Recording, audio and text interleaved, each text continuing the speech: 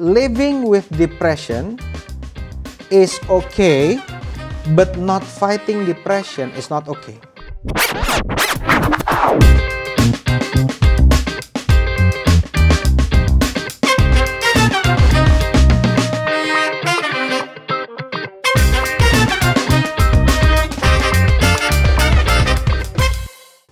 Welcome to Good News Program, Karen. Senang bisa duduk di sini, akhirnya bisa duduk di kursi panas ini. Kursinya semoga nggak terlalu panas nanti ya.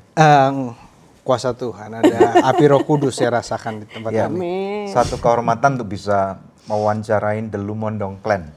Haleluya, haleluya, Belum dapat bapaknya, dapat anaknya dulu. Haleluyanya mirip banget. Haleluya, haleluya, haleluya. Kurang seraknya kali. Emang nggak bisa.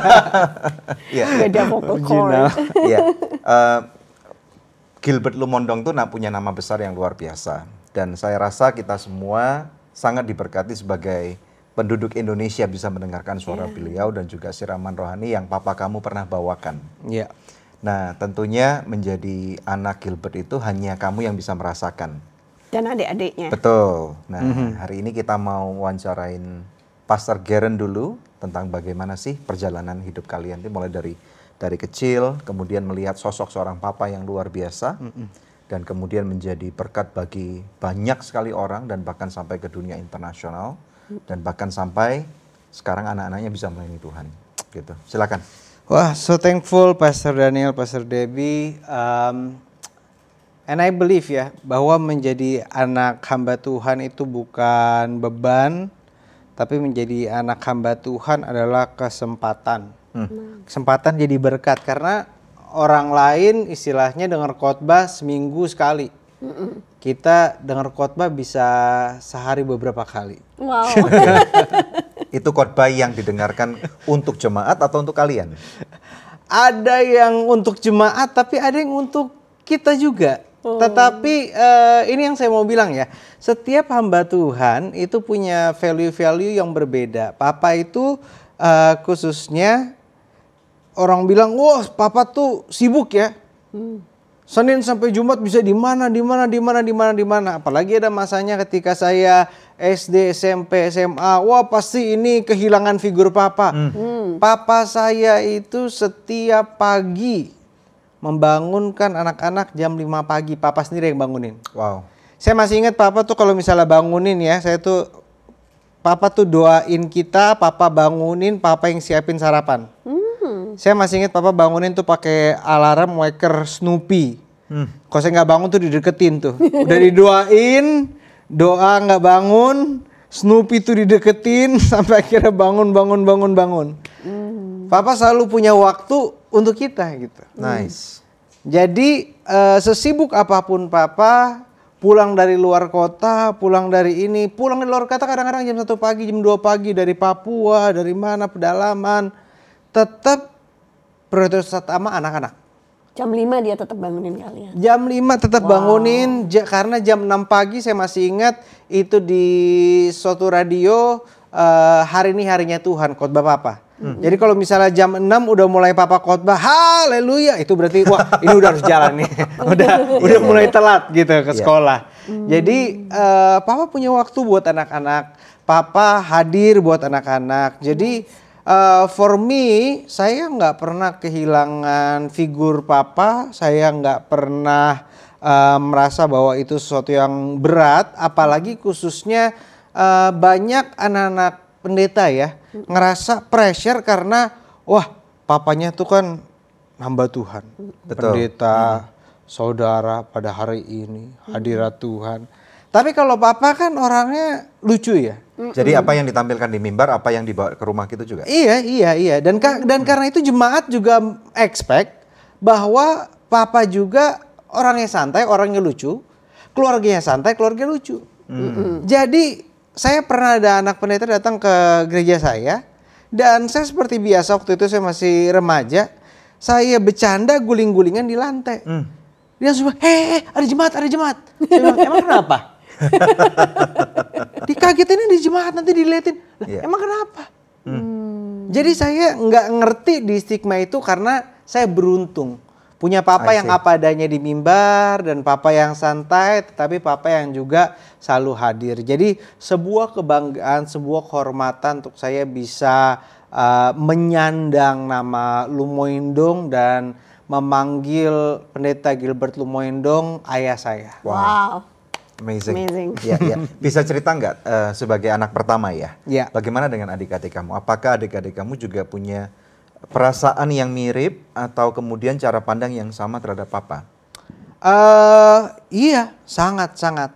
Satu keluarga setiap kali kita ada masalah datang kepada papa, papa itu buat kita melebihi Superman gitu. Oke. Superman ada batasannya, kryptonite. Kalau Superman kena kryptonite, dia nggak bisa buat apa-apa. Kalau papa kamu? Kalau papa mau ada apapun, hajar. Apapun hajar. Apalagi karena ada roh dalamnya yang lebih besar daripada roh dalam dunia. Mantap, luar biasa. Jadi betul-betul papa itu dipandang sama keluarga tuh sebagai savior. Apalagi kalau misalnya saya secara pribadi, kalau betul-betul udah nggak ada jalan keluar, telepon papa. Gitu, Pah, ini nih.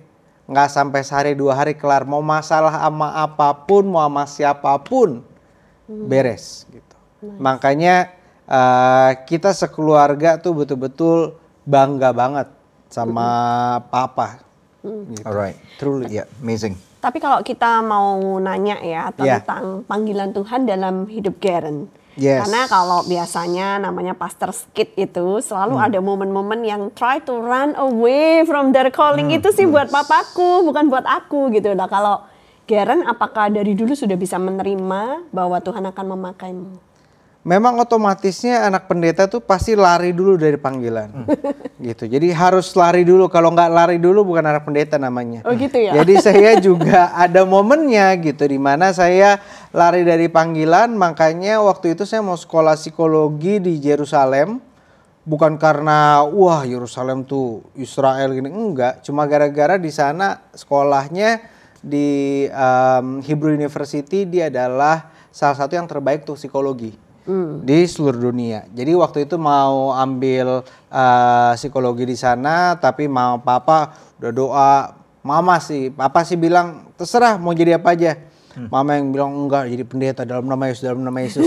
Jadi akhirnya berakhir juga di Sekolah Tinggi Teologi Bethel Indonesia di Petamburan. Oh di Petamburan. Nah, mama sampai bercanda buat kalau misalnya buat buku dari Yerusalem ke Petamburan, gitu. Nice. Jadi memang sempat lari dari panggilan dan awal-awal transisi itu ya masih bertanya gitu.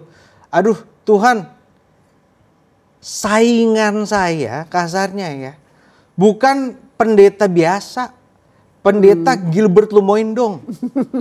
Yang jam terbangnya, waduh, yang khotbahnya tuh gantiin pendeta Gilbert Lumoindong, itu adalah untuk khotbah itu salah satu yang paling menakutkan untuk banyak pendeta mungkin ya. Betul. Gitu. Apakah kamu memandang papa sebagai satu kompetisi? Nggak sebagai kompetisi, tetapi sebagai kayak ini standar yang udah ditaro gitu loh. Punya Benchmark. satu citra yang sangat kuat lah. Branding papa itu kuat banget gitu. Apalagi dalam berkhotbah homiletika. Betul. Gitu. Dan dia bisa ngalir dengan semua kelucuannya, kayaknya nggak ada habisnya. unending source gitu, unending energy kayaknya gitu. Betul, saya udah dengerin papa khotbah dari di dalam perut mama sampai sekarang papa khotbah. Kemarin baru setiap minggu saya hadir jam 6 pagi di Tamrin Residence. Masih ketawa gitu, masih lucu gitu. Jadi bukan jokes yang diulang-ulang. Bukan yang garing dan dibuat-buat. Iya, Ya. memang ngalir aja. Spontaneous. Iya, sampai kayak mikir kayak aduh papa ada aja gitu loh. Iya. Wow, that's a gift Dan ya. dan aku ngelihat di status, kebetulan aku connect sama papa kamu juga. Dan aku ngelihat kayaknya minggu lalu dia postingin foto waktu kalian kecil-kecil nih. Dan kayaknya itu meaningful banget buat dia. Iya. Gitu. Nah, tetapi istilahnya gini, sekarang fast forward ke Garen nih. Iya. Kamu menjadi seorang hamba Tuhan yang luar biasa. Sudah menikah kan Puji tentunya Tuhan. juga ya. Tell us about your family, about your marriage and your children. Istri saya ada di Australia dan juga dua anak saya, Judah dan Noah. Umurnya tahun ini 5 tahun Noah, Judah berumur 3 tahun. Tahun depan Februari. Apa yang kamu bisa katakan tentang keluarga kamu yang beautiful ini? They're very pretty, very beautiful. I miss them very much. Hopefully this year everything will be sorted. They will come back to Indonesia. Karena corona kemarin urusan visa saya juga ada kesulitan datang ke sana. So really miss my boys, but I know God will make a way for them to come here. Memang istri kamu warga negara Australia? Warga negara Australia tapi campuran Indonesia. Oke. Oke. Jadi waktu pandemi kemarin harus pulang ke Australia? Enggak, kita melahirkan anak yang kedua yaitu Judah. Oke. Setelah any expectation about your family? Sorry? Ada expectation tertentu tentang keluarga kamu ini? Nggak ada. Apakah nanti anak-anakmu harus jadi pendeta seperti kamu dan papamu? Akmil. Akademi militer. Ya. Beda banget. Nice. Oke. Melayani negara lah. That's Oke. good. Nah, Di kepada negara. waktu kita bertemu, kamu bercerita bahwa kamu punya certain amount of depression gitu ya. Nah, kayaknya depresi ini menjadi sesuatu yang sangat menarik sekali untuk kita bahas juga ya. Karena pada zaman ini begitu banyak orang yang mengatakan bahwa mereka depresi, dan anehnya ketika kami berdua bertumbuh, itu kata-kata depresi itu tidak terlalu populer gitu. Iya. Nah, bisa ceritakan nggak tentang apa yang terjadi dengan kamu sehingga akhirnya Garen ini bisa mengatakan bahwa kamu pernah mengalami depresi itu sendiri? Jadi memang generasi yang lampau ya, itu cuma ada 2 tipe ya, ada orang normal, ada orang gila. Betul. Nggak ada namanya depresi, nggak ada namanya bipolar, nggak ada namanya skizofrenia dan sebagainya. Tetapi sekarang makin kita mengenal mental illness dan sebagainya, makin kita tahu bahwa depresi itu nyata, depresi itu penyakit, dan depresi pun bisa menyerang orang-orang yang dipakai Tuhan. Gitu. Ada preseden atau dasar dari Alkitabnya juga. Nah, saya percaya bahwa orang-orang yang dipakai Tuhan tidak imun atau tidak kebal dari sakit penyakit. Right. Termasuk depresi. Ada yang bilang bahwa depresi ini kan penyakit jiwa. Yeah. Penyakit jiwa itu semua dari setan. Nah, autisme, mohon maaf, itu kan kejiwaan. Tetapi kan nggak bisa kita bilang bahwa autisme itu semua dari setan. Ya. Alzheimer, demensia, yang mengena ke orang-orang tua atau yang mengena ke orang-orang yang kalau kena Alzheimer dan sebagainya. Kalau Ayan bagaimana? Kalau Ayan jiwaan juga ya. Jiwaan Bahasa juga Inggrisnya apa ya? Ayan. Epilepsi. Epilepsi. Iya, sama. Itu juga kejiwaan juga. Itu kan kita nggak bisa bilang, oh itu semua dari setan. Iya. Gitu. Nah, tetapi depresi khususnya, kalau misalnya tanya sama pendeta, konselor, Pak belakangan ini saya lagi down, belakangan ini saya ada kepikiran, ya mau bunuh diri, ada rasa seperti kehilangan ini. Wah itu setan itu. Wah kamu perlu pelepasan. Kalau kamu. zaman itu dulu kayak gitu sih. Nah, Iya. jadi itu yang kita harus bedakan. Makanya sebenarnya ada 2 ya. Yang pertama kita harus tahu apakah betul depresi. Karena ada orang zaman sekarang, zaman milenial, apa-apa tuh dibilang depresi. Iya. Aduh gue lagi depresi banget nih. Itu sama aja, ngomong kayak gitu sama aja saya sakit kepala tuh saya bilang, aduh kayaknya kanker otak deh nih. Gitu loh. Mungkin depresinya Terlalu adalah lebay. sesuatu yang sifatnya cuma temporary ya. Ada juga kan maksudnya nih, gue depres banget nih kena masalah gue nggak selesai-selesai nih. Tapi maksudnya itu apakah itu sudah menandakan bahwa orang itu terkena depresi yang lagi diomongin ini nih? Itu bukan depresi. Itu Ini bukan stres depresi kali ya? Itu stres. Oh oke. Nah, depresi nggak bisa dikatakan sesuatu yang, jadi gini, untuk seseorang dibilang depresi itu harus ada waktu 2-4 minggu Oke. menunjukkan pola yang sama, yaitu kebanyakan makan atau kekurangan makan, Oke. perubahan di pola makan, Ya. kebanyakan tidur kekurangan tidur, perubahan di pola tidur, Alright. bersedihan yang berlarut-larut Yeah. selama 2-4 minggu. Oke. Perubahan di kepribadian yang tadinya dia suka terus dia kehilangan motivasi. Nah, ini baru bisa dibilang depresi. Dan itu juga yang disebut situational awareness. Nah, ini salah satu dari 4 tipe depresi. Yang pertama situational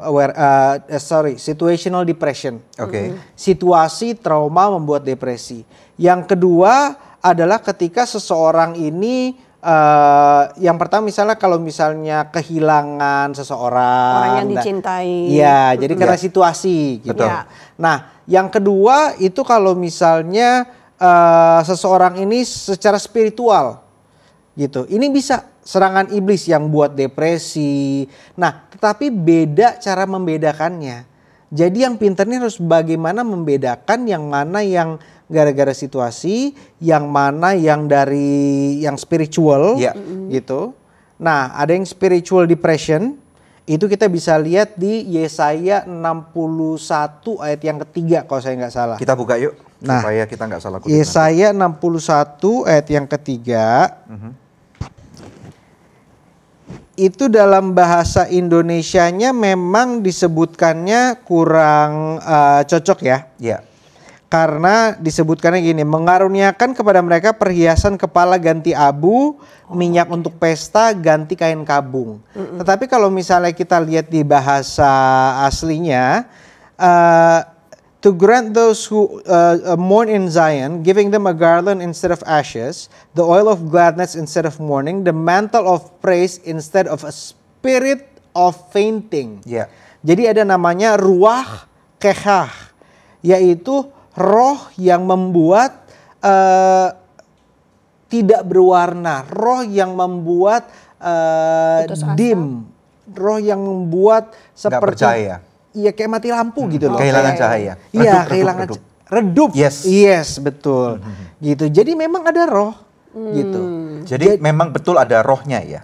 Yes, there is. Ada yang disebabkan karena roh, Yap. tapi ada juga yang kayak tadi Karen sebutkan Situational. Nah, ada juga yang penyakit fisik. Oke. Penyakit fisik itu kalau misalnya kita kena influenza atau GERD. Nah, kalau kena influenza atau GERD, itu hormon itu datang dari gut kita. Jadi kalau misalnya kita GERD, otomatis itu sometimes bisa trigger depresi. Gitu. Nah, baru yang keempat ada yang namanya clinical depression. Nah, ini yang saya lalui. Clinical depression itu ketika neurotransmitter di otak itu tidak berjalan seharusnya. Jadi ada chemical imbalance. Jadi kimiawi di otak itu nggak stabil gitu. Jadi itu di CT scan, di MRI itu ditunjukkan bahwa brain yang depres beda dengan brain yang normal. Boleh tahu maksudnya kalau dalam pribadi Garen sendiri Iya. penyebabnya dulu. Akarnya apa sehingga maksudnya kalau bisa sampai clinical depression gitu, apakah ada sesuatu yang pernah terjadi? Kalau saya sampai sekarang juga triggernya saya nggak melihat ada triggernya ya, dan udah ke berbagai psikolog, berbagai psikiater, jawabannya juga berbeda-beda karena upbringingnya baik.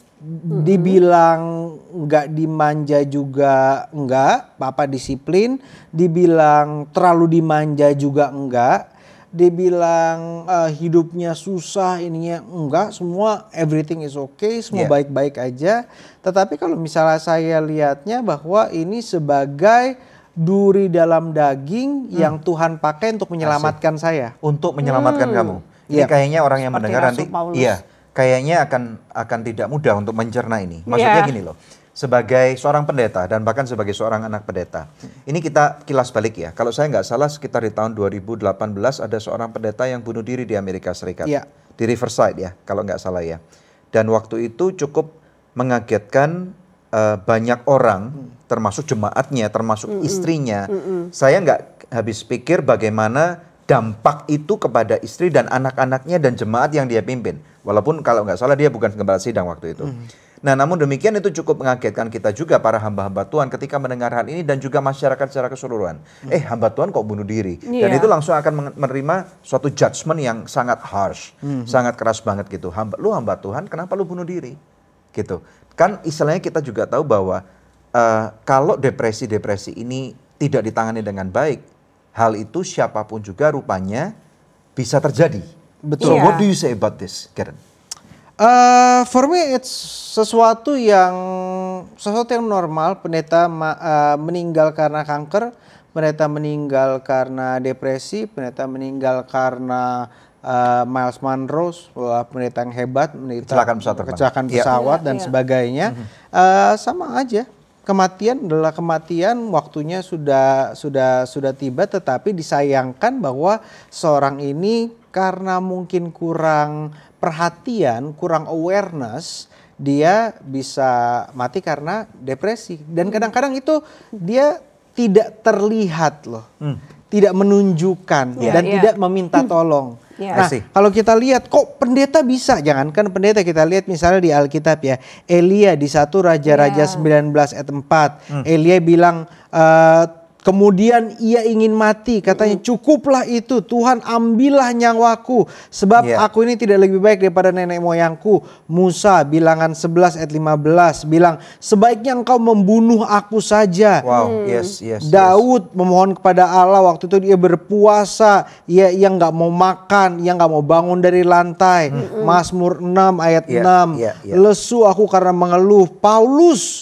Sampai Paulus 2 Korintus 1 ayat 8 bilang beban yang ditanggungkan kami begitu besar, begitu berat sehingga kami telah putus asa akan kehidupan kami. Lalu Saul, Yunus, Ayub, Yeremia, Naomi. Nah, ini nanti ayat-ayatnya saya tampilkan ya. Saya kasih di screen. Tetapi it's something normal untuk mengalami seperti itu. Dan di Alkitab juga bahkan kita nggak bisa bilang depresi ya. Tetapi ada yang betul-betul stres sampai sangat sebegitu stres sampai belum terdengar lagi sampai sekarang. Sampai keringatnya berubah menjadi peluh darah, yaitu Kristus Yesus. Wow. Ternyata berarti gini, depresi bukan sesuatu yang rupanya awam ya di dalam pembahasan Alkitab. Karena mungkin pada waktu itu bahasanya belum ada aja, kosakatanya. Belum itu ada kayak betul. vocabulary kata depresi itu belum dipakai. Belum ditemukan. Makanya itu sehingga akibatnya ketika aku nggak terlalu tua banget lah ya. Ketika aku bertumbuh kembang menjadi remaja dan kemudian menjadi pemuda pun kata-kata itu sebenarnya cukup jarang didengungkan gitu. Lebih banyak stres yang dipakai. Seperti tadi dikatakan tuh, kalau nggak lu edan, lu gila, ya lu waras gitu. Istilahnya cuma dua itu. Kalau lu edan, lu gila, ya lu dimasukkan ke rumah sakit jiwa. Masuk ke Grogol misalnya kalau di Jakarta gitu. Kalau di Surabaya itu di mana tuh? Menur. Jadi stigma-stigma ini yang kemudian akhirnya kita menolak, mengatakan bahwa enggak tuh, lu gila, gua nggak depres tuh. Gua oke, gua fine. Tapi padahal mungkin aja enggak. Nah, tapi karena mungkin karena masyarakat yang belum mengerti ini, dan sekarang ini somehow kata-kata ini menjadi begitu umum ya. Awam. Menjadi begitu domesticated gitu ya. Lumrah dikatakan gitu. Apakah demikian gitu? Iya, bisa dibilang seperti itu. Dan juga yang kedua kan penyakit dan medicine evolve. Karena sekarang juga semua udah pakai gadget. Betul. Jadi pressure-nya berbeda. 50 tahun yang lalu, mungkin 100 tahun yang lalu, cancer nggak ada, setahu saya ya. Benar ya? Penyakitnya beda. Betul. Gitu. 500 tahun yang lalu penyakitnya juga beda. Black Plague. Berapa ratus tahun beda lagi penyakitnya. Betul. Jadi setiap zaman ada penyakitnya, dan sekarang lagi banyak orang yang kena penyakitnya adalah mental illness. Nah, jadi ada dua nih. Yang pertama, peran gereja Itu apa? Nah, saya terbuka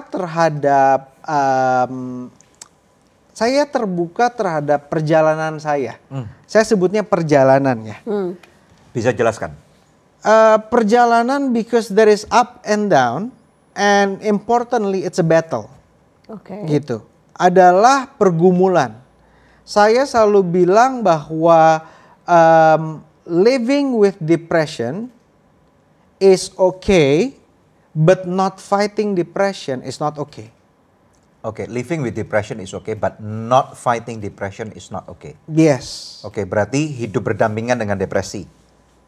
Is that Hidup what you're berdampingan trying to dengan depresi normal. say? Tapi tidak berdiam diri Tetapi untuk membiarkan.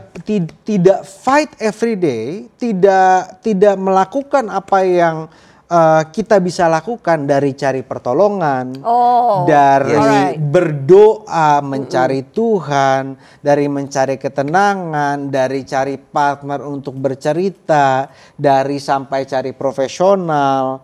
Nah, fighting itu nggak oke. Ngikutin pola pikir itu, nggak ngelawan pola pikir itu, it's not okay. Oke. Right. Jadi maksudnya ngelawan depresi itu nggak bisa dengan diri sendiri, tapi harus minta bantuan orang lain dan Pertolongan. tenaga tenaga gitu kan? Yang pertama utama Tuhan. Kita Yes. minta pertolongan Tuhan, kita minta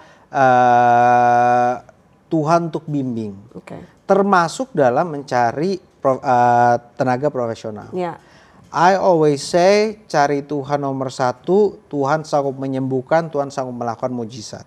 Bahkan dalam perjalanan depresi saya pun, saya sempat 2,5 tahun tidak bisa tidur sama sekali tanpa obat. Wow. Saya minum 6 macam obat.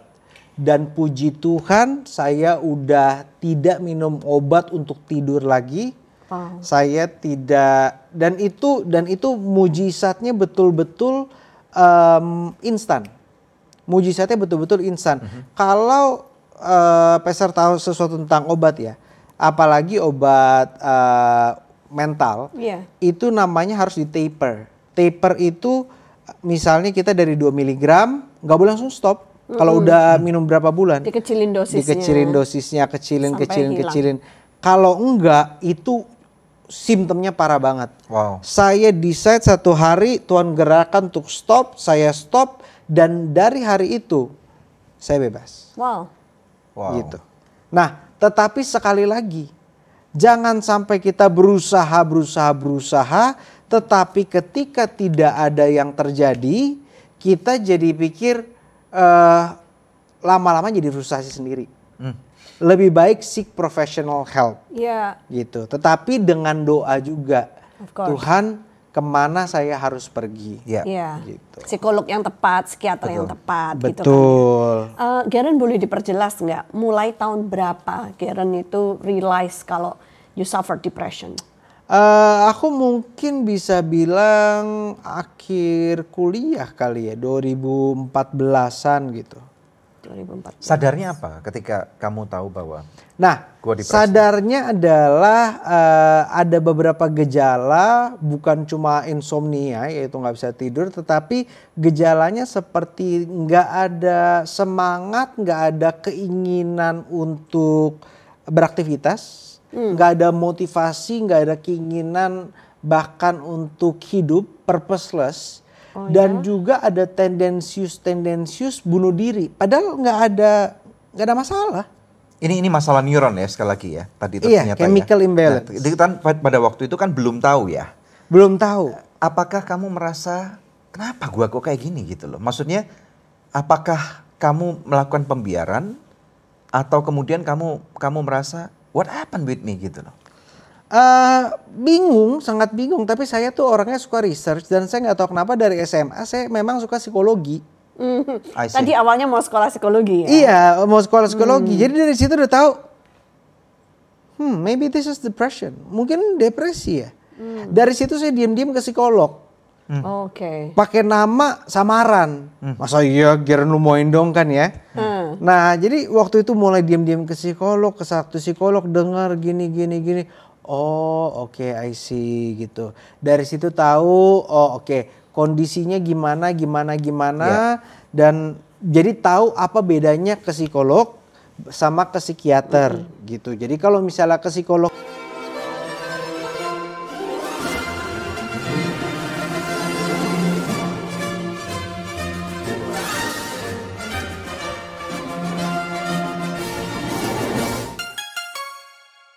itu lebih kepada yang mereka baru belum ada tendensius tinggi.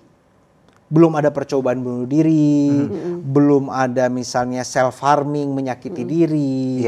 Nah, itu lebih baik ke psikolog gitu untuk di ngomongin. Ada beberapa teknik seperti CBT, cognitive behavior therapy dan yang lain-lain yang bisa sangat membantu untuk meluruskan pikiran bagaimana melawan gini. Sekali lagi disertai dengan doa, disertai dengan dekat dengan Tuhan. Lalu ada juga ke psikiater. Nah, psikiater itu betul-betul mereka yang kalau saya selalu bilang gini, kalau sudah mengganggu pekerjaan, kalau sudah betul-betul mengganggu aktivitas sampai melumpuhkan, nggak bisa kuliah, nggak bisa belajar, nggak bisa ini, ya tetap aja maksudnya samanya kayak sakit kepala deh. Kita berusaha nggak minum obat gitu. Kita minum air banyak. Tapi kalau udah bener-bener sakit banget sampai kita nggak bisa, we need it gitu. Nah, dan juga banyak orang takut ketergantungan kalau ke psikiater. Psikiater itu punya rencana pasti. Oke, psikiater juga nggak bakal pengen kita berobat seumur hidup. Pasti dikasih untuk sekarang ini, nanti dikurangin gini, dan juga mereka bisa bilang enggak kamu nggak perlu obat, atau enggak kamu sebenarnya nggak depresi, cuma sedih doang baru diputusin gitu. Apakah waktu itu pernah terjadi seperti itu? Waktu itu saya banyak sekali research, saya ke beberapa psikolog dan puji Tuhan temukan dengan psikolog-psikolog ternama. Dan ada juga beberapa saya bahkan buat tayangan bersama mereka, seminar bersama. Dan saya kan baru terbuka 2019 ya. Puji Tuhan dari 2019 saya terbuka soal depresi ini. Kira-kira dalam kurun waktu 3 bulan dari sebelumnya tidak pernah terdengar, mulai ada 7 sampai 9 gereja yang mulai bicara soal mental health. I see. Dan selang 2 tahun ada seorang mahasiswa kontak saya minta interview dengan saya karena dia buat tesis di sekolah tingginya soal depresi. Dan dia bilang karena pastor salah satu yang speak out pertama, khususnya sebagai penginjil kesembuhan. Nah, malu kan soalnya kalau hamba Tuhan juga, maksudnya hamba Tuhan kok sekali lagi itu tadi ya, hamba Tuhan kok depresi. Nah, saya mau tanya juga nih, dari support dari orang-orang terdekat, waktu itu udah menikah belum? Waktu itu belum nikah. Belum nikah. Oke, dari orang tua, dari adik-adik kamu gimana? Orang yang depresi itu ada 2 ya, satu yang meledak-ledak. Satu yang keep it to themselves. Bedanya apa? Apa yang membuat terjadi ini? Apakah karena satunya ekstrovert, satunya introvert kah? Atau tidak ada hubungannya sama sekali? Tidak ada hubungannya. Karena saya orangnya ekstrovert gitu. Saya baru turun berapa kilo aja saya pengen share sama orang gitu. Ini saya naik 15 kilo lagi aja saya ngomong gitu. Nah, tapi kalau soal itu saya ngerasa kayak, aduh kayak orang gak bakal ngerti deh. Kayaknya susah deh untuk orang ngertiin, kayak berat deh. Nah, ada yang share ke orang dekat. Nah, beberapa kali saya bahkan dengar ya cerita dari orang yang share ke orang dekat, orang dekatnya justru bilang itu, ya kamu kurang iman, kamu perlu pelepasan. Nah, itulah peran gereja untuk sadar soal mental health ini. Kesehatan mental itu seperti kesehatan fisik gitu. Ada kesehatan fisik, kesehatan mental, kita kan dari tubuh, jiwa, dan roh. Betul. Gitu. Jadi Garen waktu itu nggak cerita ke papa mama atau ke adik-adik? Enggak. Sampai kapan? Mungkin sampai sebelum nikah kali ya. mungkin sampai sebelum nikah. Itu beberapa tahun ya? Iya, itu beberapa tahun. Wow. Baru papa bantu antar ke beberapa psikiater juga. Dan ya puji Tuhan gitu. The journey itu it's getting so much better. So much betternya maksudnya nggak ada tendensius lagi dan sebagainya. Nah sebelumnya itu yang seru ya. Karena buat saya, kenapa saya berani terbuka ya. Itu karena saya tahu kalau misalnya orang lain terbuka dampaknya nggak terlalu besar. Tetapi kalau saya sebagai penginjil kesembuhan, makanya kalau yang belum kenal bisa lihat klipnya. Mau di play sekarang? Ya boleh. Ya Ayo. coba.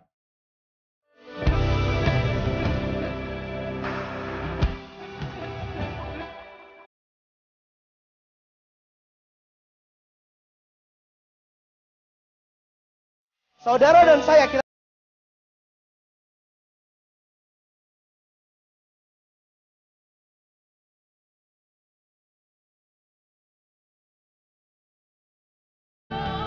sia-sia saudara datang mencari mujizat sama Tuhan. Korban saudara kepada Tuhan membuktikan kasih saudara sama Tuhan. Dan makin saudara mengasihi Tuhan, makin gampang saudara menerima mujizat daripada Tuhan.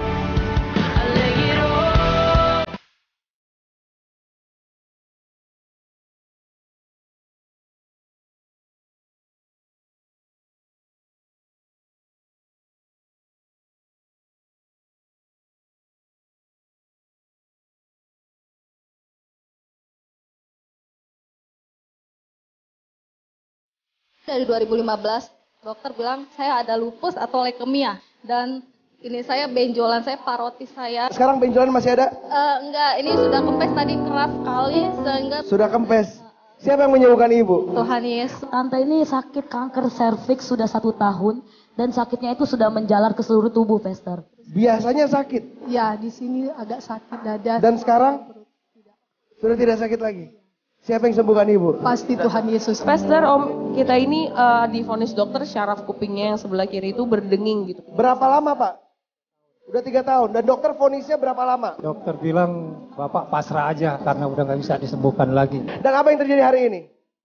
Sudah berkurang, bahkan sudah hilang ini. 2 bulan nggak belum bisa jalan, cuman dia cuci darahnya udah 8 bulan. Dan sekarang apa yang terjadi? Sudah bisa, coba Bapak sini jalan ke saya. Wow. Saya dari leher ke bawah kaku tuh bisa sampai berjam-jam. Tadi saya datang ke sini, kaki saya berat. Saya nggak bisa, jalannya susah. Dan sekarang apa yang terjadi? Puji Tuhan. Coba ibu jalan sini.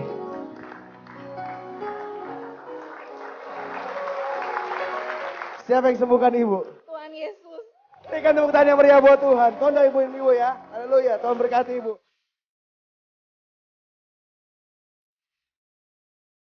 Wow. Ya, jadi sebulan Ya. saya bisa pimpin kira-kira 5 sampai 7 KKR kesembuhan. Ini satu yang bulanan yang kita host ya. Itu dari jam 5 sore selesainya bisa jam 11 malam. Wow. Gitu. Nah, ada lagi yang di luar kota, ada ibadah-ibadah lain dan saya berani speak up dan saya pikir ini sangat berdampak karena kalau orang lain yang speak up dianggap kayak tapi Tuhan berkuasa. Tidak ada yang sanggup menandingi kuasa Tuhan. Yeah. Nah, ini saya sebagai penginjil kesembuhan. Nah itu makanya dengan kontroversi itu apa kata masyarakat? Kan istilahnya pada waktu tadi dikatakan bahwa Geren Lumondong speak up dan orang mulai tahu, memang ada pasti dampaknya.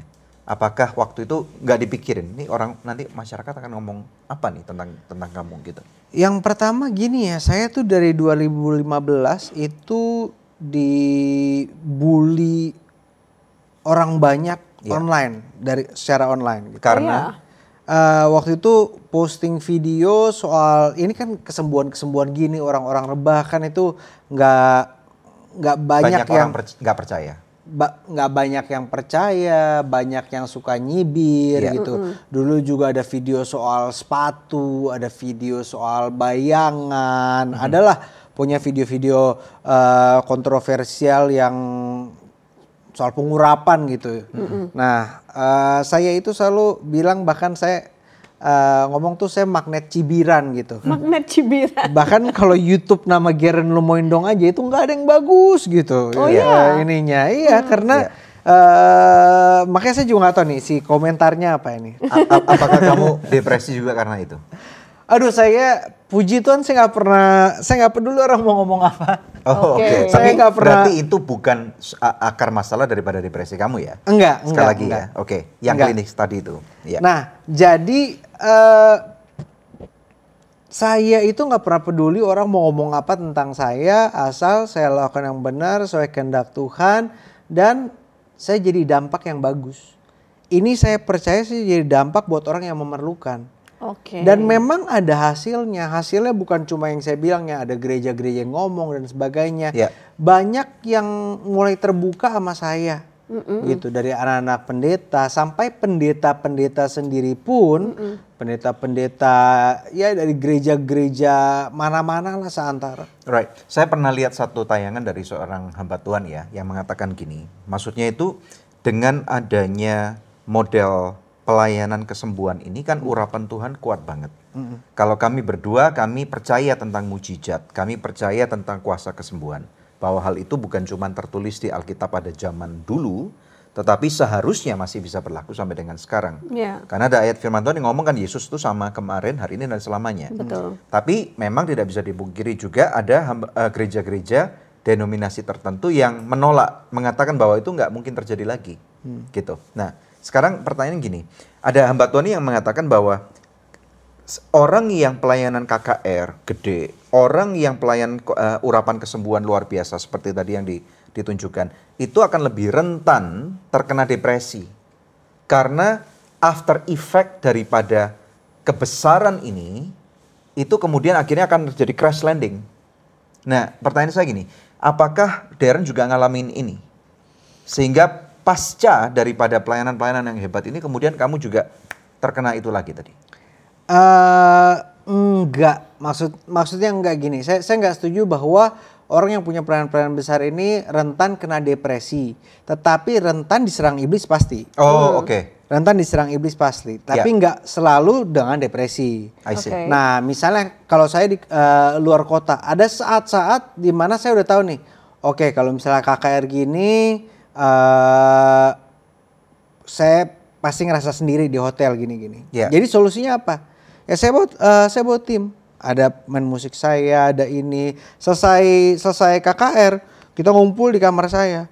Makan-makan, ngobrol. Kadang-kadang bawa Nintendo Switch, kita main game gitu sampai jam 2 pagi, 3 pagi tidur, baru besok bangun, berangkat pulang gitu. I see. Jadi istilahnya kamu tahu juga, istilahnya orang yang depresi harus tahu weak spotnya di mana. Apakah demikian? Iya, betul banget. Harus yang paling penting kita tahu diri gitu. Karena ini sama seperti penyakit yang kayak saya bilang gitu. Orang kalau misalnya sakit, sekali lagi saya misalnya bilang cancer, diabetes dan sebagainya, harus tahu, oh saya makan gulanya nggak boleh terlalu banyak. Benar. Oh saya nggak boleh makan minyak ini, saya nggak boleh ini, saya nggak boleh ini. Kayak saya sekarang misalnya kalau saya minum kopi, saya jadi anxious gitu. Nah, tapi kalau misalnya saya mau minum kafein, saya minum Red Bull misalnya. Oh, Walaupun dibantuin tinggi, gitu. gitu.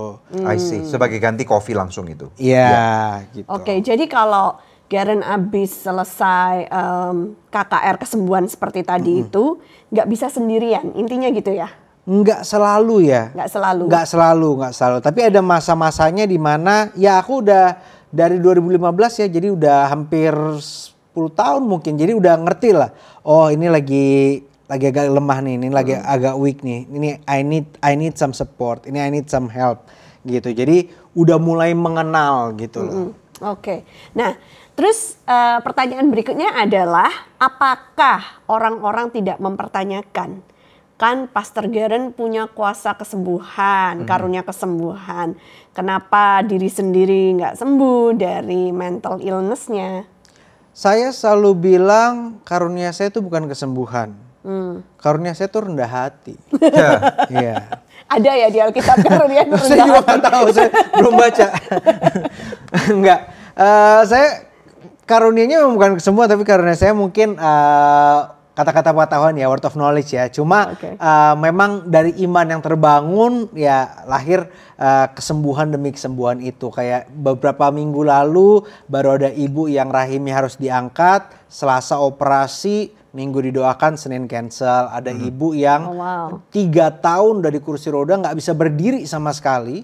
Dia datang dari Bandung ke Kelapa Gading dan puji Tuhan saat itu juga bisa berdiri, bisa berjalan, berlari, mestinya operasi cancel dan sampai hari ini bisa berjalan. Jadi tapi saya nggak pernah ngerasa saya punya karunia kesembuhan spesial dan gini. Nah, tapi saya konsisten dengan teologi saya. Saya percaya bahwa tidak semua orang harus sembuh. Oh. Oke. Apa definisinya? Kenapa ada orang yang disembuhkan dan kemana? Yang pertama saya khotbah gini. Ya. Saya sering khotbah kayak gini. Saudara malam ini mau sembuh, mau nggak sembuh, saya jamin satu hal, saudara pasti mati. Betul. Iya, tentu. Tetapi bukan soal sembuh nggak sembuh, tapi kemana saudara pergi setelah saudara mati. Betul. Nah, kalau bisa kita lihat di Alkitab 2 Timotius 4 ayat 20, Erastus tinggal di Korintus dan Trofimus kutinggalkan dalam keadaan sakit di Miletus. Lah kok Paulus meninggalkan rekannya sakit? Bahkan yang Paulus kasihi Timotius, 1 Timotius 5 ayat 23. Janganlah lagi minum air saja, melainkan tambahkanlah anggur sedikit, berhubung pencernaanmu terganggu dan tubuhmu sering lemah. Ini kan kalau misalnya kita lihat ya, Paulus kan penuh kuasa. Orang sakit sembuh dan sebagainya. Lah kita juga bisa bilang lah, kok Paulus bukannya bilang, Timotius berimanlah karena tidak ada yang mustahil. Enggak. Saya tahu kenapa Tuhan izinkan saya melewati itu. Karena saya dari umur yang sangat muda ya. Dari 20 awal, dari 21, 22. Saya pelayanan kesembuhan, saya KKR itu udah 8.000 orang. Wow, umur 21, 22. Yes. Keren. Dan bukan cuma itu, saya oleh kasih karunia Tuhan. Itu melayani dari anggota DPR, pimpinan-pimpinan partai, menteri, jenderal-jenderal dari umur yang sangat muda. Gitu. Sebelum saya usia 25 tahun, saya melayani di salah satu KKR yang terbesar yang mereka bilang diadakan di Myanmar, 35.000 sampai 40.000 orang. Wow. Dan juga saya udah melayani di KKR di Hong Kong, di Thailand, di Malaysia, dan itu KKR untuk orang lokal. Itu KKR kesembuhan. Dan itu all before I was 30. Umur 27 saya menjadi wakil gembala dari GBI Global Fellowship Center. Gereja yang size-nya kira-kira 18 sampai 20 ribu. Dan itu saya wakil gembala tunggal istilahnya. Untuk satu Indonesia, bahkan kita punya cabang-cabang internasional. Jadi di umur yang sangat muda saya sudah dipercayakan Tuhan hal-hal yang begitu banyak. Kalau saya nggak memiliki perasaan depresi ini, perasaan di mana kadang-kadang ngerasa kosong ini, saya mungkin bisa ada rasa, wah ini karena gue nih. Kesombongannya muncul. Ada kesombongan yang muncul, ada pride yang muncul. Ya gimana enggak?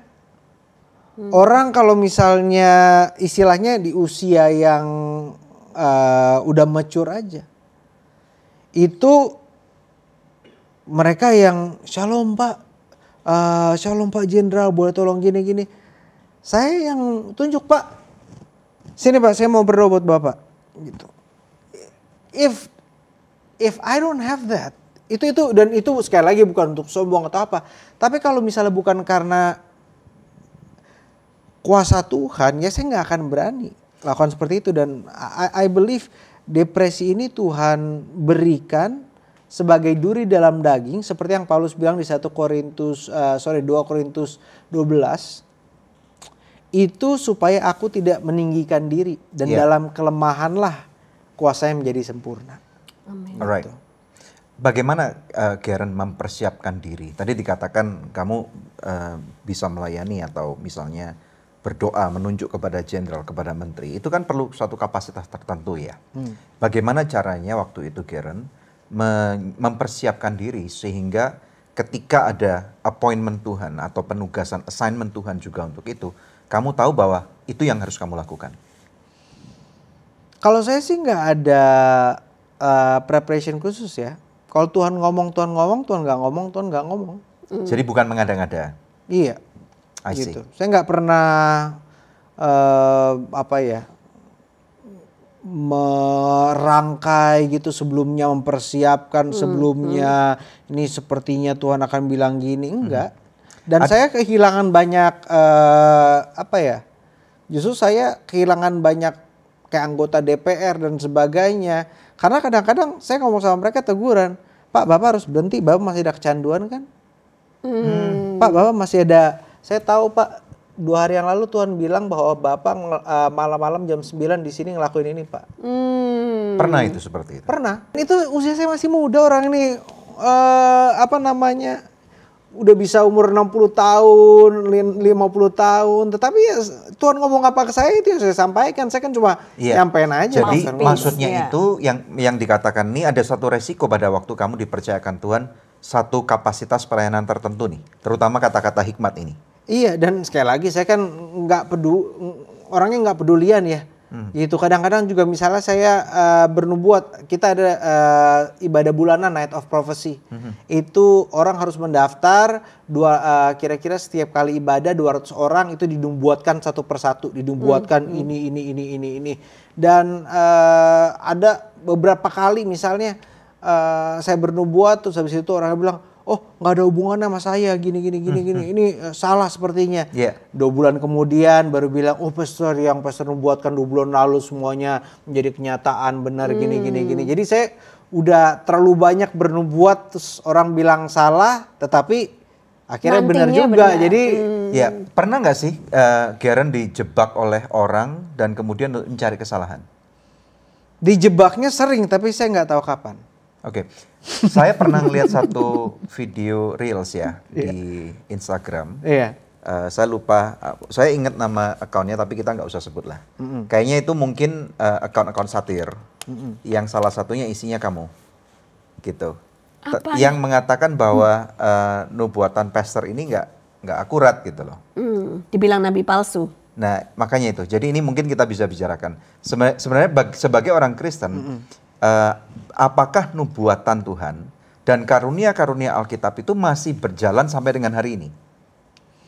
Ya masih sih. Kalau enggak saya udah desomasi begitu banyak orang ya.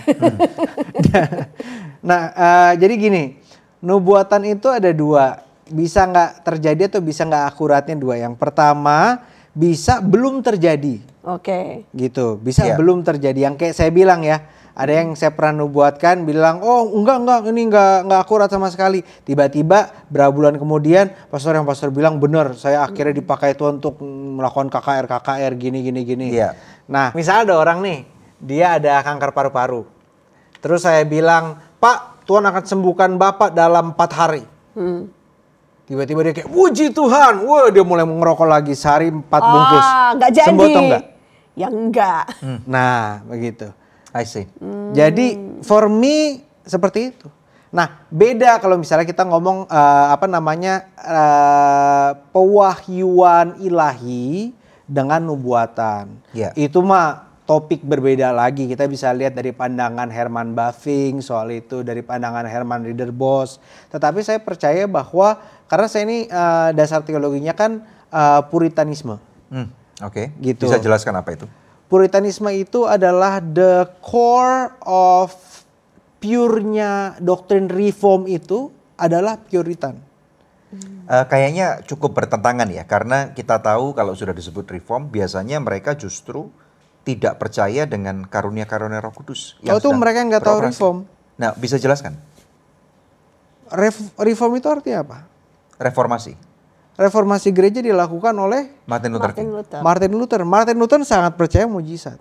Bahkan Martin Luther lakukan. Sorry, bukan Martin Luther King ya, tapi Martin Luther ya. Iya, Martin Luther. Okay. Martin Luther sangat percaya dengan mujizat. Bahkan anak saya namanya Noah Luther Lumoindong.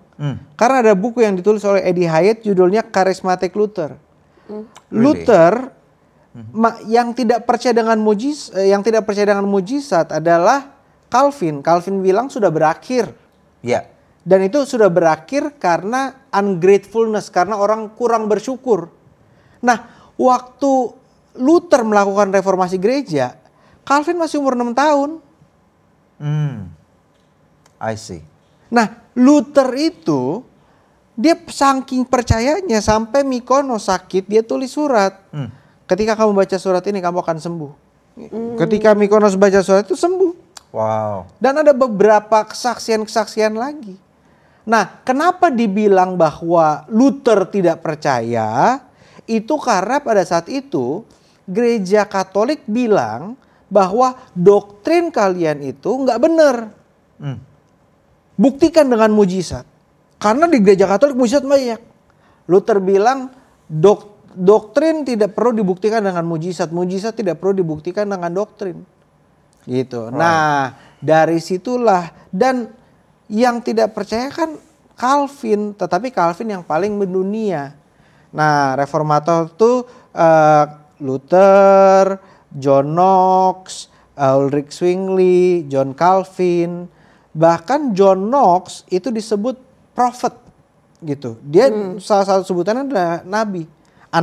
Anak saya yang kedua namanya Judah Knox Lumoindong. Oh, keren. Dua ya. dari anak saya nama reformator. Jadi kalau misalnya ngomong soal reform gak percaya mujizat, reform yang mana?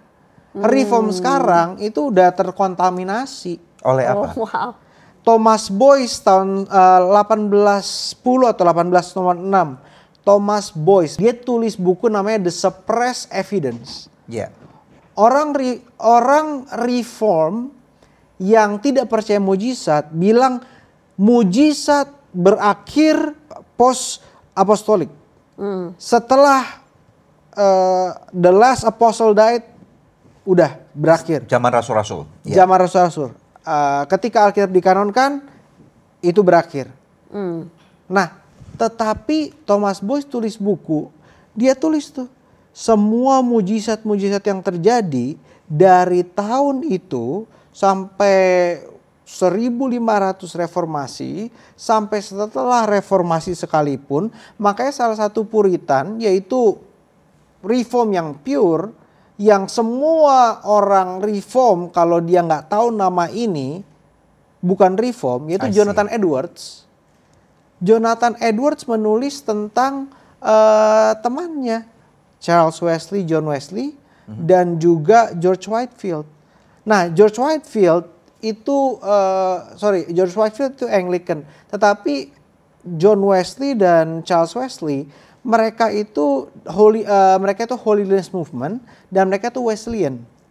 I see. Dan dalam pelayanan mereka mujizat itu begitu banyak sampai rebah dan sebagainya. Jonathan Edwards sampai defend mereka dan bilang kalau iblis bisa buat orang bergoncang-goncang, apalagi Tuhan. Kenapa kita meragukan? Kenapa kita bilang setan dulu? Kan selalu karena Roh Kudus itu tertib gitu. Jadi kalau goncang-goncang, rebah-rebah itu kan kayak nggak tertib gitu. Nah iya, sama aja Yesus ngusir setan, juga kan goncang-goncang juga. Orang-orang juga berbusa-busa. Ya, jadi argumentasinya kan kita harus tahu konteksnya. Ya, karena waktu itu mungkin juga nggak ada video yang akan ditampilkan. Atau capture jadi kita pelayanan Yesus. Nggak dapat bayangan dan itu visualnya, tidak dideskripsikan ya. oleh Alkitab apa yang terjadi dengan orang-orang itu. Hanya ada beberapa ayat mengatakan kemudian iblis mengguncang-guncang tubuh orang itu. Iya. Betul ya? Dan again Roh Kudus itu tertib ya, kita kalau misalnya kita mau main kita mau main semantik ya kita harus lihat dari bahasanya. Bahasanya itu adalah of discipline, of sound mind. Nah itu berbeda konteksnya. Nah itu udah main ke hermeneutika. Tapi kalau misalnya saya melihatnya bukan dari sisi hermeneutika, karena kalau dari hermeneutika itu berarti ayat per ayat nih kita main. Nih ayat ini menurut saya gini, enggak menurut saya kayak gini, menurut saya kayak gini. Main tafsiran. Tapi kalau saya dari sejarah gereja dan sistematika teologi. Dari sejarah gereja membuktikan bahwa mujizat itu terus terjadi dan tidak pernah berhenti. Dari sistematika teologi nggak ada yang nggak ada yang menentang. Semuanya nggak ada satu ayat pun di Alkitab yang bilang mujizat itu dan kesembuhan berakhir ketika Alkitab dikanonkan atau ketika the last apostle died gitu. Ya, nggak ada ayatnya emang sih. Ya, betul. Cuma ada satu ayat yang sering dipakai yaitu 1 Korintus 13 yang bilang bahwa bahasa roh akan berakhir. Tapi itu nggak ngomong soal mujizat, konteksnya bukan apa. untuk itu. Konteksnya parousia. Kedatangan Kristus kedua kali, ketika yang sempurna datang, gitu. Udah nggak perlu lagi yang itu. Iya, terus abis itu ada lagi yang bilang, oh jangan berbahasa roh nih, bahasa roh yang sekarang nih sesat gara-gara harus gini. Nah, di pasal yang sama yang di Paulus bilang berbahasa roh harus diinterpretasi, harus gini. Ayat 39 yang terakhir yang bilang apa? Janganlah melarang orang berbahasa roh. Nah itu, dengan adanya kadang-kadang ketika kita membaca tulisan Paulus pun kadang-kadang terkesan ini membingungkan gitu. Saling kontradiksi. Iya. Nah bagaimana penjelasannya? Ya kalau kita nggak tahu backgroundnya, kita nggak tahu Alkitab, ya kita comot-comot ayat. Jadi kita ayatiah bukan Alkitabiah gitu loh. Ayatiah. Berarti ayatiah itu cuman berusaha cocok logi antara satu ayat dengan ayat yang lain. Tetapi kalau Alkitab itu melihat seluruh konteks Alkitab. Saya bukan cuma melihat Alkitab secara as a whole, tapi saya mengawinkan Alkitab dengan sejarah gereja as a whole. Karena sejarah gereja ini kita nggak bisa ignore. Ini adalah karya Tuhan setelah zaman rasul-rasul. Ini apa yang terjadi nih? Tuhan pakai bapak-bapak gereja, terus habis itu Tuhan pakai orang-orang hebat di sana, di sini, dan Tuhan juga pakai banyak Calvinis kok.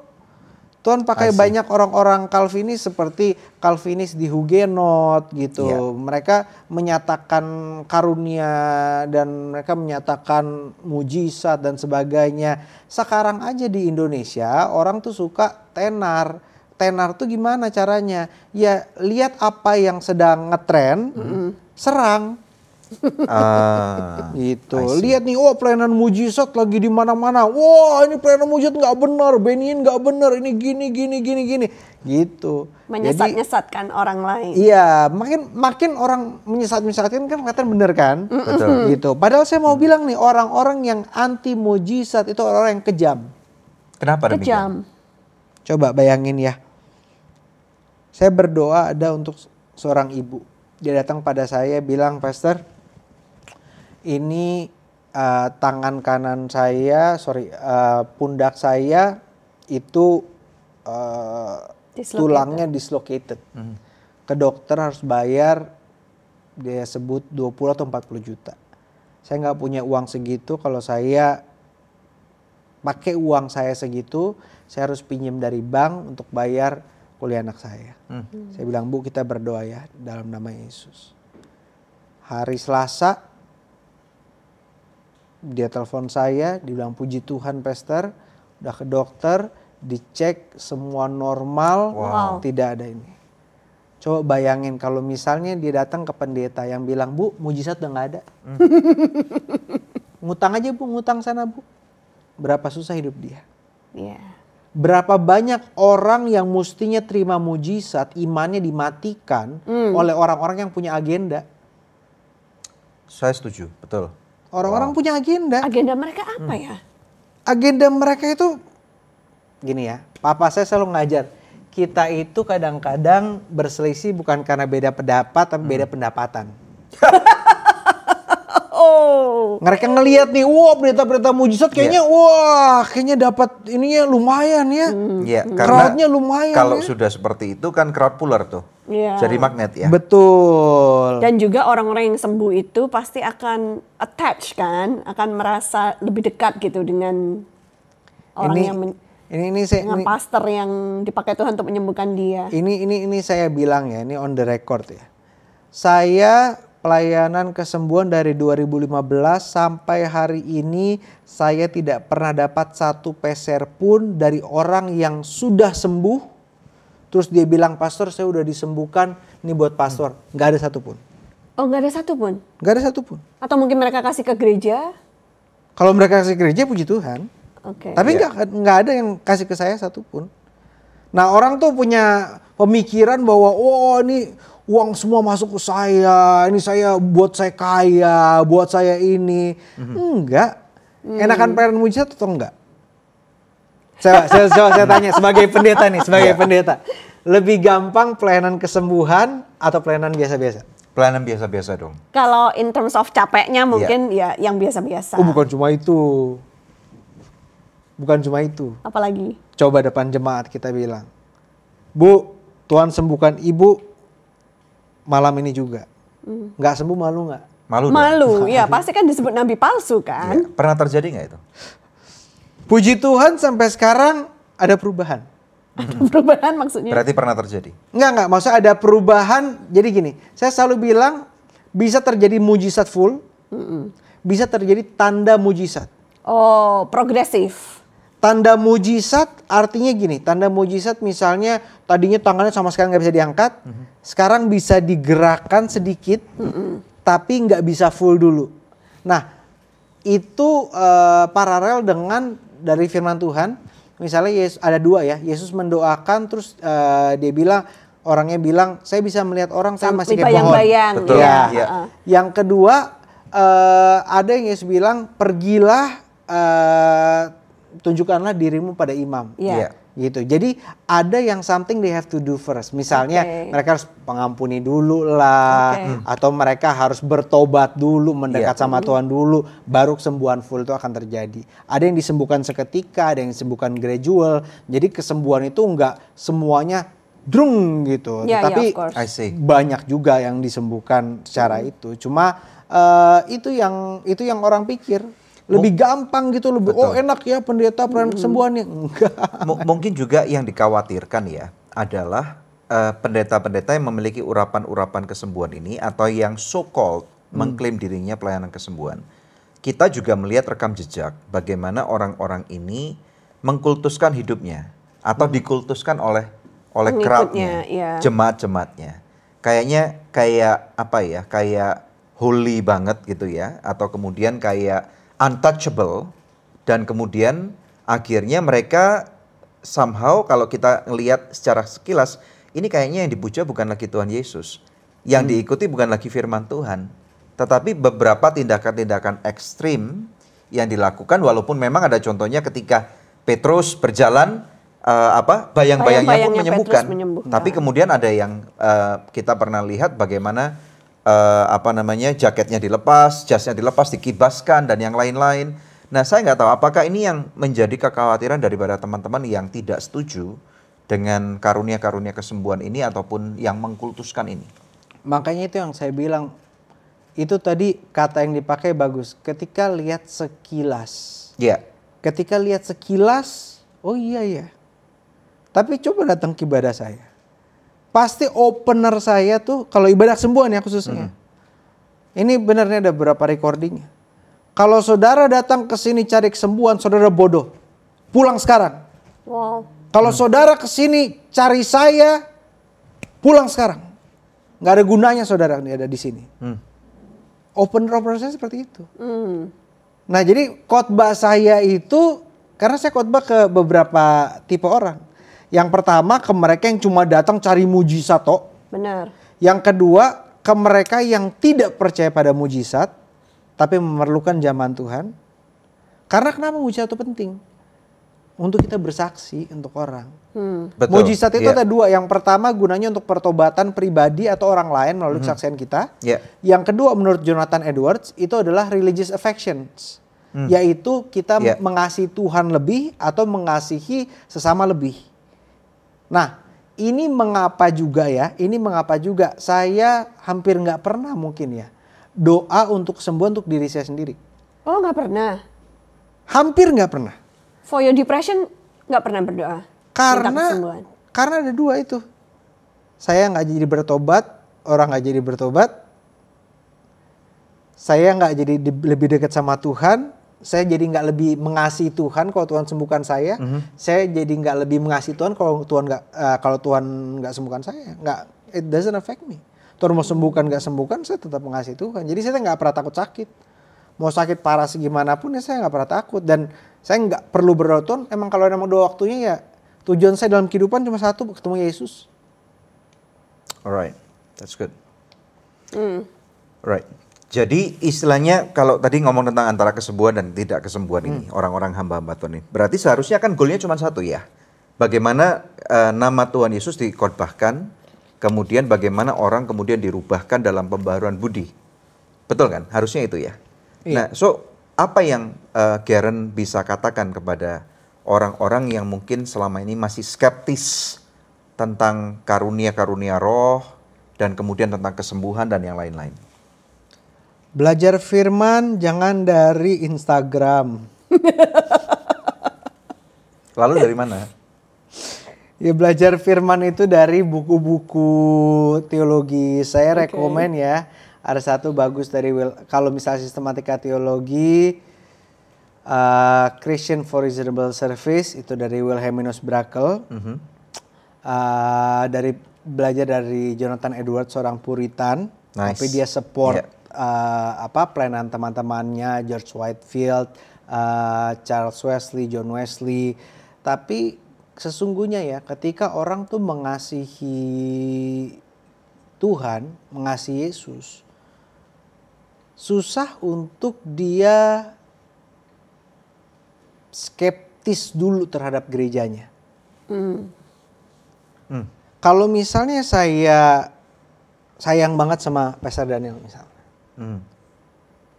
Ketika Pastor Daniel kenalkan dengan istri Pastor Daniel, Pastor Debbie. Kalau saya sayang banget, saya nggak mungkin kayak, oh ini istrinya ya Pak ya? Oh shalom. Enggak, saya kan, it's so nice to meet you gitu kan. Iya. Nah ini juga sama gitu. Kita lihat orang disembuhkan. Nah ini coba kita ambil case tadi, misalnya 2 minggu lalu saya ada ibadah kesembuhan ibu yang 3 tahun tidak bisa berdiri, berdiri pun nggak bisa. Dia akhirnya dorong saya lari, abis itu saya telepon dia di Bandung, dia bilang Pastor sekarang udah nggak ada apa-apa. Saya bilang, cek dokter lagi, semua udah bisa restore, udah bisa jalan, udah bisa naik tangga. Kalau kita ambil case tadi dia, what are those skeptics going to say to her? Orang skeptis itu akan bilang apa sama dia? Setelah dia lihat ibu ini berdiri akan bilang apa? Bu, ibu tahu nggak? Itu tadi mestinya nggak terjadi. Palsu misalnya. Tadi palsu loh Bu. Bu itu bukan Tuhan Yesus yang nyembuhin. Itu psikosomatis ibu tuh. Itu cuma tubuh ibu doang gara-gara ibu percaya. Yang mana yang lebih logis, Tuhan Yesus yang sembuhkan atau diri kita menyembuhkan diri kita sendiri? Tuhan Yesus Ya, yang menyembuhkan. pasti kalau kita percaya lebih mudah untuk mengaku bahwa Tuhan Yesus yang menyembuhkan. Tapi ya untuk orang skeptis, makanya saya bilang itu ketika kita skeptis justru ya gini ya, kita mulainya open dulu. Kenapa kita mulainya open dulu khusus pelayanan kesembuhan dan sebagainya? Karena saya khawatir kalau misalnya Yesus berjalan di muka bumi ini dan dia melayani, Jangan-jangan ya orang-orangnya juga, ngapain lu nyembuhin orang? That's my calling. ntar dibully juga jangan-jangan. Iya, karena menurut Herman Ridderbos, Herman Ridderbos adalah seorang Dutch theologian yang begitu respected in the Dutch Reformed community. Dia bilang bahwa manifestasi kerajaan Allah adalah kesembuhan dan pelepasan terbukti dari ketika Kristus Yesus ada di muka bumi. Jadi Kristus Yesus ada di muka bumi menyatakan kesembuhan, pelepasan, termasuk murid-muridnya. Itu ada manifestasi kerajaan Allah yang akan datang. Nah, begitu juga ketika kita experience that, makanya ada hamba Tuhan bilang, you have a special gift, saya bilang, enggak, semua hamba Tuhan, semua pendeta, semua orang percaya bisa. Harusnya bisa. Ya. Iya, bahkan kita disuruh kok. Lalu yang membedakan apa? Kalau memang itu kan apa yang tadi di quote barusan itu kan itu alkitabiah sekali. Iya. Ini saya dapat ayatnya nih. Misalnya di dalam kitab Markus kan. 16 ayat 18. 16 ayat 18. 17 dulu. Tanda-tanda ini akan menyertai orang-orang yang percaya. Mereka akan mengusir setan-setan demi namaku. Mereka akan berbicara dalam bahasa-bahasa yang baru bagi mereka. Ayat 18. Mereka akan memegang ular dan sekalipun mereka minum racun maut, mereka tidak akan mendapat celaka. Mereka akan meletakkan tangannya di atas orang sakit dan orang itu akan sembuh. Nah, sekarang dari apa yang menjadi bahasan ini, lalu apa yang membedakan ada hamba Tuhan yang bisa menyembuhkan, tetapi ada hamba Tuhan yang tidak bisa menyembuhkan? Walaupun kita tahu sama-sama sumbernya adalah sebenarnya yang menyembuhkan kan bukan kita, tapi Tuhan Yesus. Sebenarnya bukan bisa dan tidak bisa, cuma mau atau tidak mau. Itu pertama.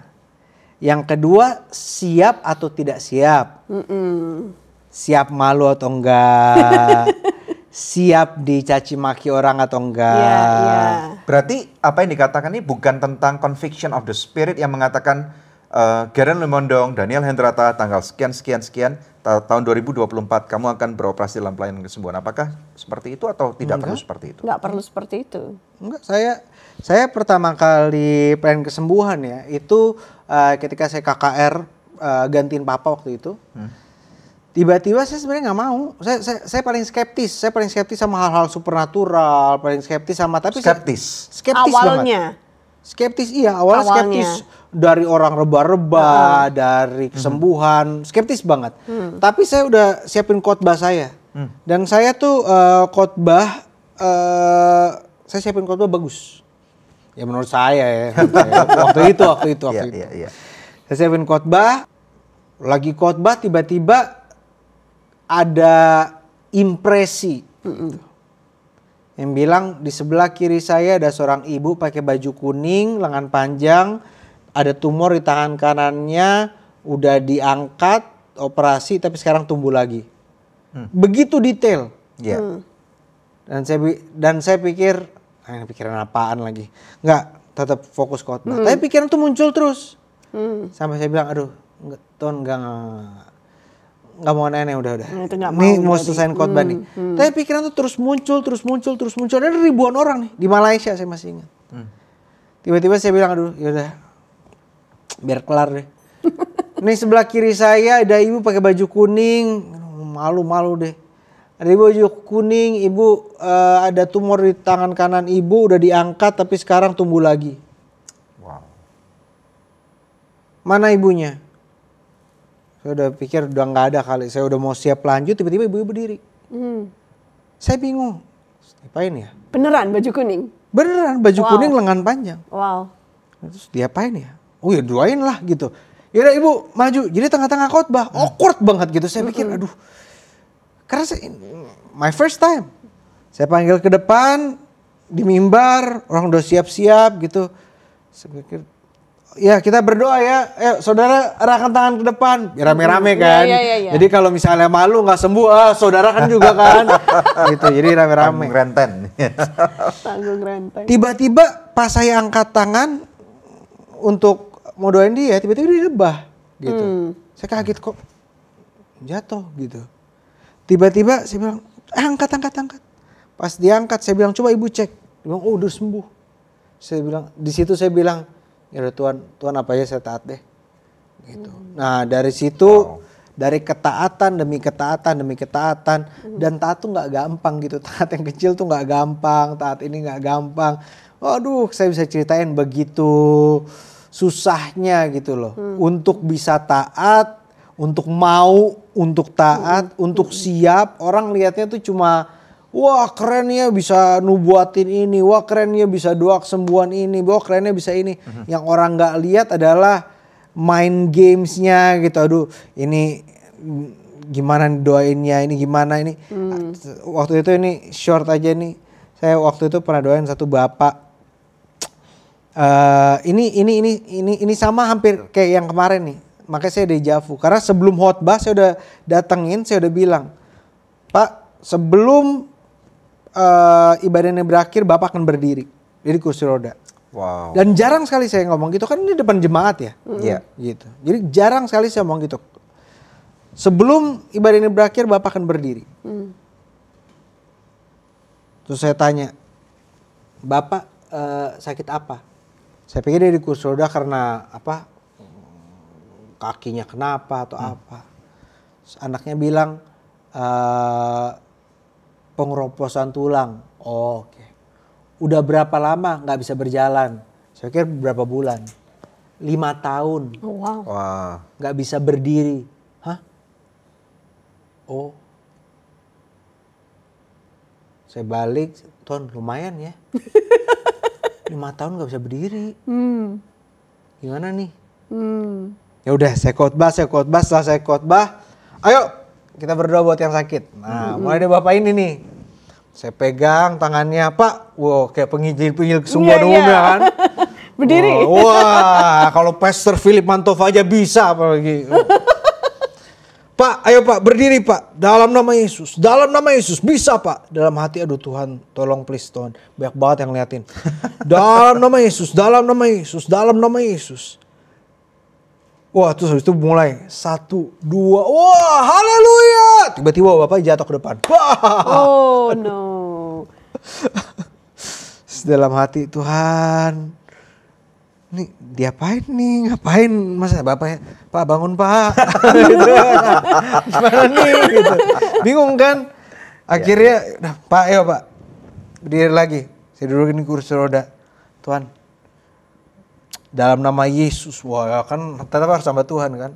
Dalam nama Yesus, firman-Mu menyembuhkan. Kuatkanlah tubuhnya. Di dalam nama Yesus.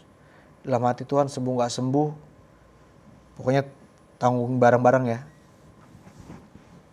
Tiba-tiba pas sudah selesai sedoan yang lain, saya udah lupa Bapak ini.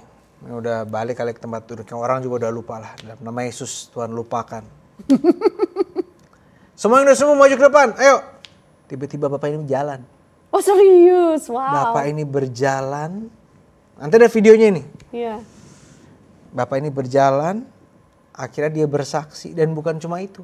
Dari hari itu, dia datang ke ibadah saya, biasanya duduk depan, angkat kaki. Setelah 5 tahun gak bisa berjalan. Flexing dia, flexing gini. Flexing kesembuhan. Wow, makanya saya mau bilang plan kesembuhan ini gak buat semua orang. Walaupun semua orang bisa, cuma gak semua siap, gak semua mau. Belum lagi bayar harganya. Itu kayak ujian mental banget kan ya? Wah banget, kalau nggak bener-bener berserah, kalau nggak bener-bener peka gitu. Dan juga ya itu tes kesombongannya. Wah kalau udah bisa nunjuk orang dari jauh, bacain dosanya, udah tahu dia gimana gini, itu udah apa? Next level. Iya udah. Berarti yang saya tangkap ini jaga hatinya gitu. Itu bisa karunia roh. Dalam arti appointment daripada Tuhan yang secara mungkin instan ya diberikan kepada orang itu pada waktu sedang pelayanan misalnya. Tapi yang kedua, bisa nggak hal ini juga dilatih? Oh sangat bisa. Menjadi suatu kesensitif, menjadi lebih sensitif daripada apa yang harus dilakukan, tentu berdasarkan peneguhan daripada Roh Kudus. Sangat nah bisa. Kalau tidak ada peneguhan daripada Roh Kudus untuk mendoakan orang, apakah tetap harus didoakan atau bagaimana? Ya tugas kita kan untuk melayani ya. Jadi walaupun peneguhan dari Roh Kudus ini, makanya yang harus didefinisikan apakah gerakan langsung daripada Roh Kudus, apakah impresi dari Roh Kudus. Karena misalnya kalau misalnya mendoakan atau apa ya, kayak misalnya saya lihat di ruangan di studio, siapapun saya bisa doakan, saya bisa tahu dia ada apa. Ini kayak saya lihat yang lagi foto nih. Nanti deh saya sampein deh. Nah, tapi nggak berarti kecuali Roh Kudus ada yang ngomong gitu. Ini kamu doain si Bapak itu ini. Baru saya benar-benar interrupt gitu. Yeah.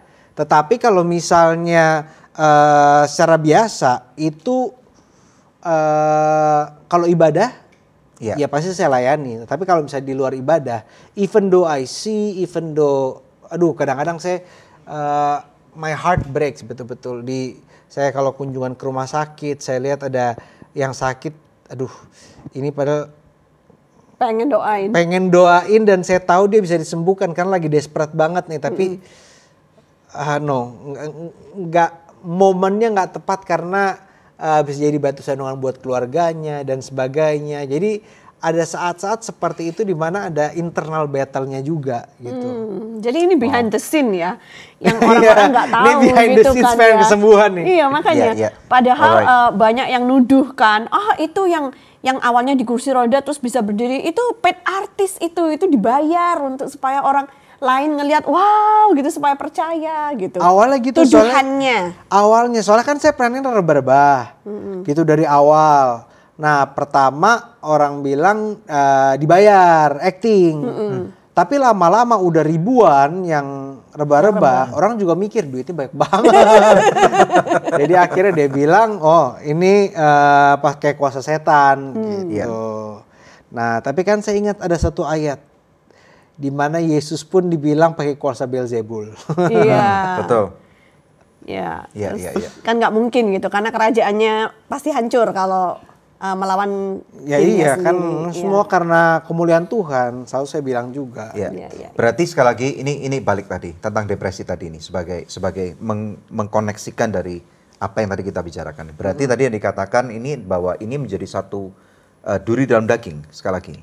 Nah, sebagai kata-kata penutup nih. Bagaimana dengan orang-orang yang depresi? Apakah mereka punya harapan untuk total disembuhkan atau bagaimana nih?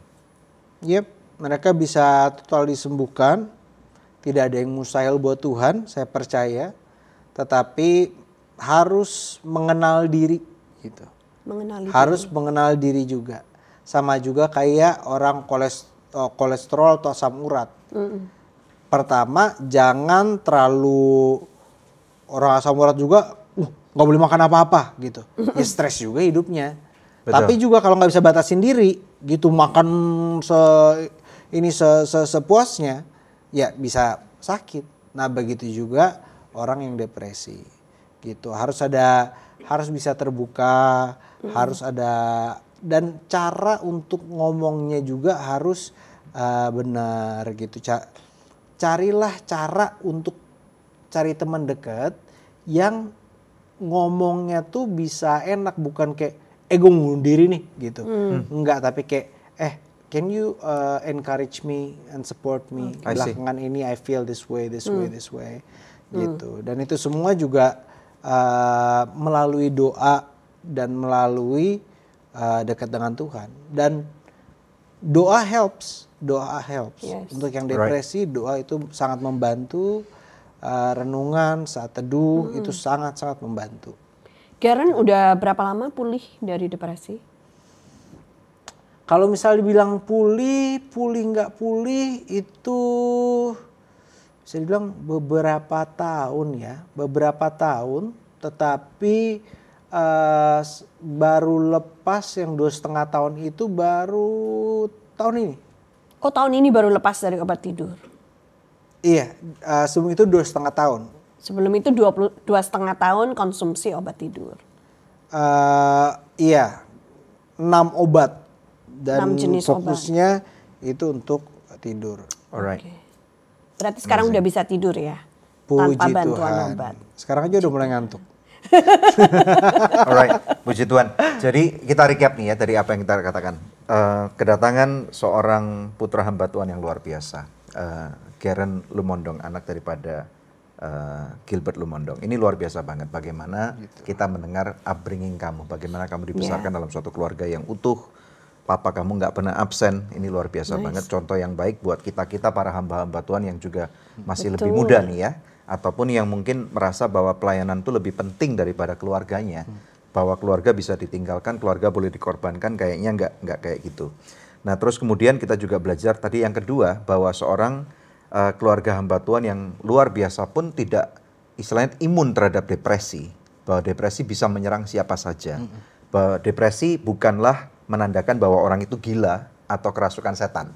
gitu ya. Tetapi depresi adalah satu bagian daripada penyakit yang bahkan bisa disembuhkan, perlu ditreat, betul ya. Dan kemudian depresi tentunya perlu mendapatkan treatment yang benar daripada orang yang mengalami itu pun dokter-dokter yang mungkin yang akan menanganinya, serta daripada teman-teman yang ada di samping-sampingnya gitu ya. Nah, kita juga bicara nih menarik tadi tentang kesembuhan. Bagaimana kesembuhan tuh kita harus percaya nih. Dan tadi satu statement yang menarik bahwa betapa jahatnya orang-orang kalau tidak percaya tentang karunia kesembuhan ini. Karena apa? Mereka tidak tahu suffering yang dialami oleh orang-orang yang mendapatkan kesembuhan ini. Puji Tuhan, kita sangat diberkati banget ya. Thank you ya, Thank you Garen. banget. Thank you banget, kami sangat diberkati sekali. Mungkin saya bisa minta berdoa yuk, silakan buat pemirsa-pemirsa, mungkin kalau ada satu dorongan atau utterance daripada Roh Kudus untuk disampaikan kepada pemirsa-pemirsa yang menyaksikan, walaupun ini siaran tunda, recording, saya percaya kalau itu dari Tuhan, pasti bisa terjadi. Oke, ya, silakan. kamera situ ya. Ya. Tuhan, pada hari ini kami percaya bahwa Engkau hadir, Kau tidak Terima terbatas kasih. ruang dan waktu. Tuhan, hamba berdoa secara khusus pada saat ini untuk teman-teman yang sedang gelisah, cemas, susah tidur, untuk mereka yang ada kegelisahan, dan hamba berdoa dalam nama Yesus untuk mereka yang depresi. Tuhan, Engkau sanggup untuk memberikan kelegaan. Dalam nama Bapa, Anak dan Roh Kudus, Tuhan jamah berikan kelegaan sekarang. Seperti air segar turun dari kepala mereka. Di dalam nama Yesus ada ketenangan yang mengalir, damai sejahtera yang mengalir.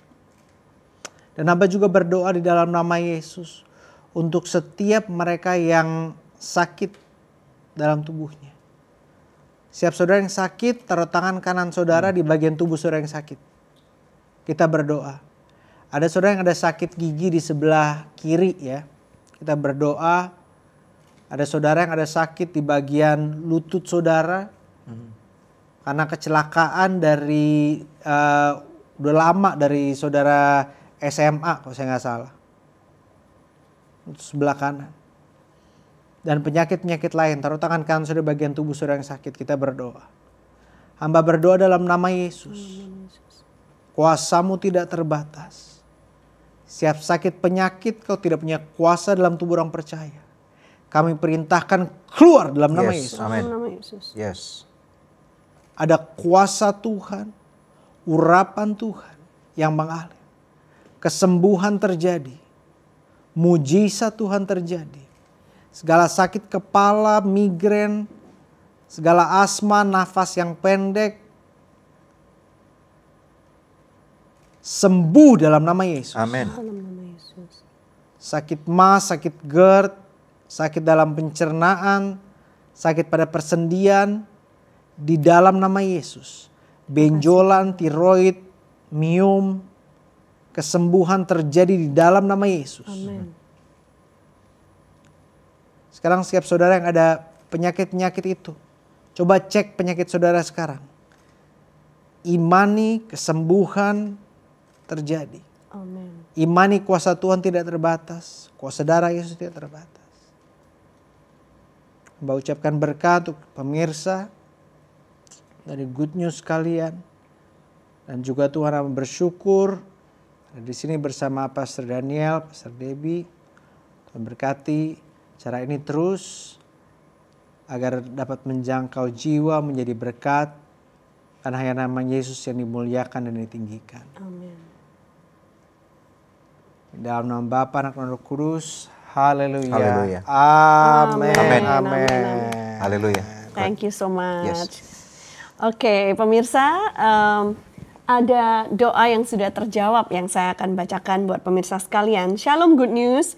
Terima kasih atas dukungan doanya. Puji Tuhan, sekarang saudara saya sudah mengenal Yesus secara pribadi dan mau berkomunitas walau masih malu-malu karena sudah berbuat buruk sebelumnya. Tapi saya yakin dan percaya Tuhan akan pulihkan dia seutuhnya. Amin. Amin. Wow. Kalau masih ada di antara pemirsa memerlukan bantuan doa atau konseling, hubungi kami di nomor yang tertera atau melalui email ke doa@anugerah.net. Puji Tuhan. Ya, satu sukacita yang luar biasa. Kita sangat diberkati dengan episode hari ini. Saudara, Boleh tinggalkan komentar daripada apa yang saudara dengar, dari apa yang dijelaskan.